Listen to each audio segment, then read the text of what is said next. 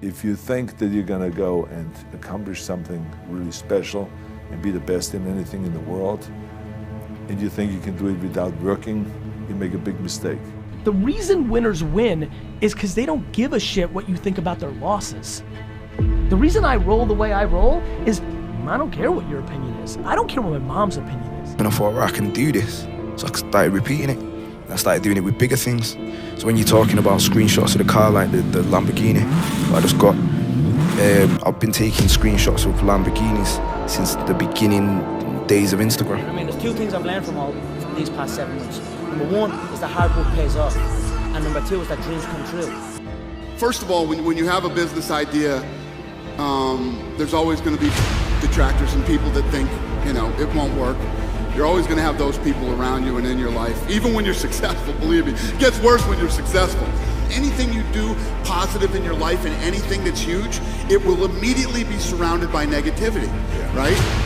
Immediately, get ready for it, because no matter how successful you become, one thing never goes away: negativity. Work like hell. I mean, you just have to put in, 80 to 100 hour weeks every week. I always believe that the bridge between reality and a dream is work. And I always, in moments of despair and doubt and dark days, focus on the work. I show up and I work and I work and I work and I work. So I get up at crazy hours, whether it's 3 o'clock in the morning, by the way. When we were talking in London, I was getting up at 3 because I had to be on set by 7.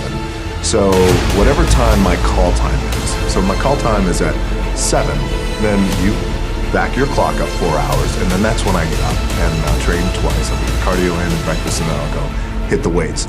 Clanging and banging, we call it.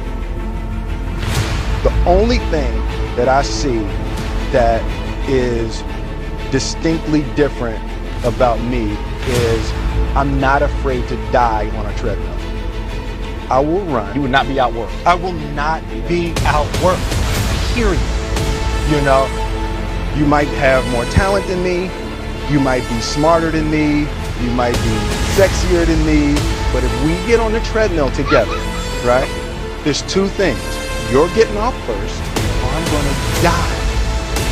It's such a simple, basic concept. It's the guy who is willing to hustle the most is going to be the guy that just gets that lead ball. Everything was done to try to learn how to become a better basketball player. Everything. And so when you have that point of view, then literally the world becomes your library. How did you get mentally and emotionally so strong where it doesn't bother you? Well, you got to look at the reality of the situation. Like for me, it's not, you kind of got to get over yourself. Like, it's not about you, man. Like, okay, you feel embarrassed. You're not that important. Like, get over yourself. That's where you go. Get over yourself, right? Like you're worried about how people may perceive you, and like you're walking around and it's embarrassing because you shot 5 air balls. Get over yourself, right? And then after that, it's okay, well, why did those air balls happen? Got it. When I love losing more than my biggest competitor loves me losing, well, I'm unbeatable. Like, cause I love losing. I love the climb. I love the grind. I don't want the riches. I fucking love when people shit up. When I came out with my sneaker, I did a K-Swiss collaboration back in I remember, that was cool. The amount of back channel chatter, and it's right. I'm a 42-year-old white businessman. What the fuck am I doing with a collaboration, right? And there was chatter, because even though I've done well, right? There was a lot of chat. I didn't do well in that world. So all the sneaker executives, or all the kids in the street, or all the people are chattering. I loved it so much. I loved when everybody— You like the adversity. My man, when I was 23 and I would like see some of my high school friends for like football during Thanksgiving, and they all looked at me like, oh, you work at your dad's liquor store? My man, the chemicals in my body, I love it. The adversity, the negative is the advantage. People fear losing. And when you're losing from the get, when you start off losing, you don't fear losing, you just convince yourself the game is rigged and you start dwelling. If I can get you to stop dwelling, and if I can get you to stop fearing losing, then you're off to the races. I started reading The Secret about the law of attraction, and I looked into that and I had an understanding of that, and I'm a visual learner, so therefore I visualize things, and I just kind of learned that with the correct level of positivity and the right amount of like consistency in the belief process, these things kind of drop into place. And I just done it with small things at first, like even getting my driving license. You have to understand that I didn't do my GCSEs, so I didn't necessarily know what test sheets look like. I've done little things in school, but as an adult you're thinking, right, bet this is gonna be dead hard. But little things like, bam, I got my driving license, and these were little things under my belt where I was taking baby steps. I remember telling myself the motto was the tortoise and the hare, because a lot of people around me had more money than me, but I thought I'm just gonna keep plodding on. I'm gonna picture where I wanna be, and then I'm gonna get there. I attracted that to myself, and then I done it. Do you get what I'm saying? And I used to live over the road from Park Life, which is Heaton Park, and I lived above like a hairdresser's. Nobody knew, because it was an embarrassing looking place from the outside. You get what I'm saying? I'm like 20 something them times, and like you've just said, I drew my next house. Not because I thought what I'm gonna do now is I'm gonna draw the house that I'm gonna move into. I wanted to move out so bad that I just thought I'm gonna draw a house. Do you get what I'm saying? Then when I did move into the house, it was similar in structure. The windows were in the same place. There was a tire swing. I used to park my car where I drew the car on. So when little things like that started to happen, I thought, right, I can do this. So I started repeating it. And I started doing it with bigger things. So when you're talking about screenshots of the car, like the Lamborghini, what I just got, I've been taking screenshots of Lamborghinis since the beginning days of Instagram. Do you get what I'm saying? And I've just consistently stayed on a path in my head until eventually I've been able to materialize it in a way that it looks exactly the way I wanted it to look. People, I think it's what you put out there. Yeah. And the message that I'm passing on is definitely a message of this can happen, man. But do you know what I mean? Like, you need to consistently believe in a vision, and that's how it works. This is the law of attraction.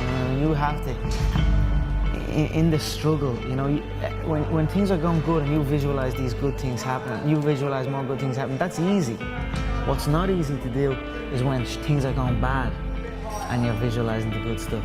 Even though I was having these troubles at home, and even though I had no job, you know what I mean, or whatever, I still was able to feel like it was. I still was able to go into a different, just like use my imagination, like a kid would use his imagination. I was basically just using my imagination.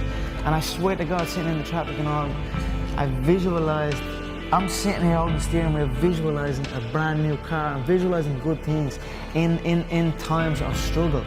And that, when you can do that, I think that really makes that law of attraction work. I think it really attracts to you more.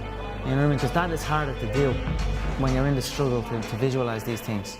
When you get out of bed every morning, right? You get up out of bed, life is standing right there to kick you in the face. Ready, leg cocked, ready to go to kick you in the face. Because every day when you get up, bad shit's coming at you. Forget about work, your personal life, everything. Car don't start, the this, the that. Life is ready to get you. And you got to get up and you got to fight through that bullshit every day. You have to. You got to fight through all the shit that life throws at you. Then you get to a point where life's throwing a bunch of shit at you. Now work's throwing a bunch of shit at you. Your business that you have to fight for every day. And you have to get up and you have to have that to get up and fight every day, man. Go for it. Just go for it. Believe me, I'm living proof that it can happen.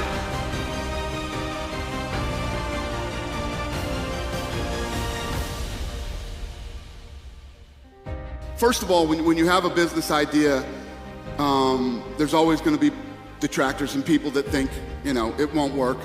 You're always going to have those people around you and in your life, even when you're successful, believe me. It gets worse when you're successful. Anything you do positive in your life and anything that's huge, it will immediately be surrounded by negativity, right? Immediately, get ready for it, because no matter how successful you become, one thing never goes away: negativity. Their opinion means nothing. It is literally an opinion. It's negative bullshit, and it means nothing to you. It doesn't mean anything. It doesn't affect, unless you're the type, sick, twisted type of person like me that likes to let it fuel you. It's like your, it's like your fuel, and other than that, it's useless. It means nothing. Do your thing. Stay on your course, stay focused, and keep your eye on the prize, and everything comes together. If you're looking for fuck you money, you're in the wrong place already. You already know you're not in the right place. I can't stand 3-day weekends. I hate 3-day weekends, man. I'm like, man, I want Monday to come again. That's how much I love what I do. If that's not your mentality every weekend when you're at home, like you're dreading Monday, man, stop. Stop and get another job because you're in the wrong place. That's not healthy for you. And at the end of the day, it's really about that you love what you're doing, and it's about the journey. The people you're doing with it, that you're having fun, you're getting up every day and you're all working toward the same goal, whatever it might be. It's a very fulfilling feeling. It really is a very fulfilling feeling, because I've been where most people have been.